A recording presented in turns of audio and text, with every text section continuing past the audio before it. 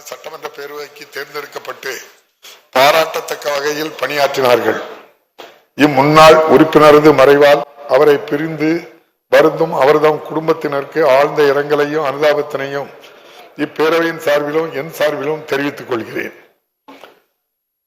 மறைந்த இப்பெருந்தைக்கு மரியாதை செலுத்தும் வகையில் மாண்புமிகு உறுப்பினர்கள் அனைவரையும் எழுந்து நின்று 2 மணித்துளிகள் அமைதி காக்குமாறு கேட்டுக்கொள்கிறேன்.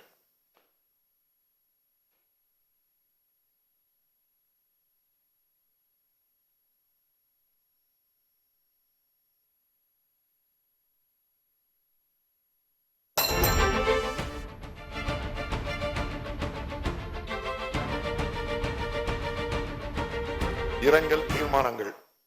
டாக்டர் மன்மோகன் சிங் இந்திய முன்னாள் பிரதமர் அவர்கள் மறைவு குறித்து இந்திய முன்னாள் பிரதமர் டாக்டர் மன்மோகன் சிங் அவர்கள் 26/12/2024 அன்று மறைவுற்ற செய்தி அறிந்து இப்பேரவை அதிர்ச்சியும் ஆற்றொன்னா துயரமும் கொள்கிறது. டாக்டர் மன்மோகன் சிங் அவர்கள் 2004 முதல் 2014 வரையில் இந்திய பிரதமராக பொறுப்பு வகித்து நாட்டின் பொருளாதார சீர்திருத்தத்திற்கான பல்வேறு முன்னெடுப்புகளையும் திட்டங்களையும் செயல்படுத்தி மக்களின் வாழ்க்கை தரத்தை மேம்படுத்தியவர். அறிவாற்றல், அமைதி மற்றும் ஆழ்ந்த சிந்தனை ஒருங்கே அமைய பெற்றவர்.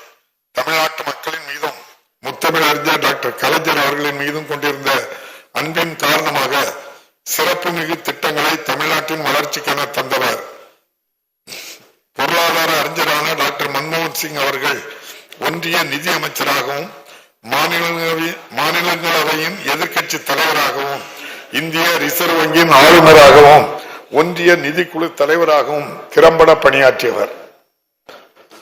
அன்னாரது மறைவால் அவரை இழந்து வாடும் அவரது குடும்பத்தினருக்கும் இந்திய தேசிய காங்கிரஸ் கட்சியை சார்ந்தவர்கள் உள்ளிட்ட அனைவருக்கும் இப்பேரவை தனது ஆழ்ந்த இரங்கலையும் அனுதாபத்தையும் தெரிவித்துக் கொள்கிறது. திரு EVKS இளங்கோவன் சட்டமன்ற பேரவை உறுப்பினர் அவர்கள் மறைவு குறித்து தமிழ்நாடு காங்கிரஸ் கமிட்டியின் மூத்த தலைவரும் 16வது தமிழ்நாடு சட்டமன்ற பேரவையின் உறுப்பினருமான திரு EVKS இளங்கோவன் அவர்கள் 14/12/2024 அன்று மறைவுற்ற செய்தி அறிந்து இப்பேரவை அதிர்ச்சியும் ஆற்றொன்னா துயரமும் கொள்கிறது. பாரம்பரியமிக்க அரசியல் குடும்பத்தைச் சேர்ந்த திரு EVKS இளங்கோவன் அவர்கள் 1985 முதல் 1988 ஆண்டுகளில் சத்தியமங்கலம் தொகுதியில் இருந்தோம். ஈரோடு கிழக்கு தொகுதியில் இருந்தோம் தமிழ்நாடு சட்டமன்ற பேரவைக்கு தேர்ந்தெடுக்கப்பட்டு சிறந்த முறையில் பணியாற்றியவர்.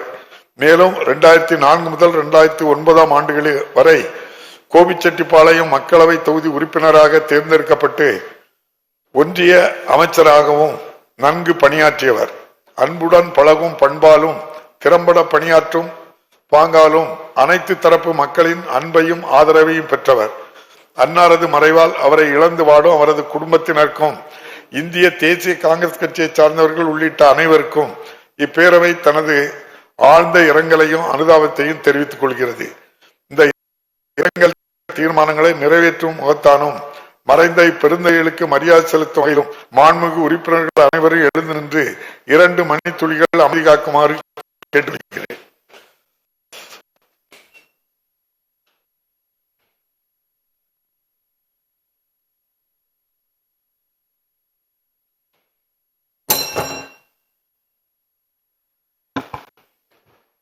மறைந்த பெருந்தைகளுக்கு மரியாதை செலுத்தும் வகையில் பேரவையின் இன்றைய நிகழ்ச்சிகள் இத்துடன் ஒத்திவைக்கப்படுகின்றன. பேரவை மீண்டும் நாளை காலை 9:30 மணிக்கு கூடும். வணக்கம்.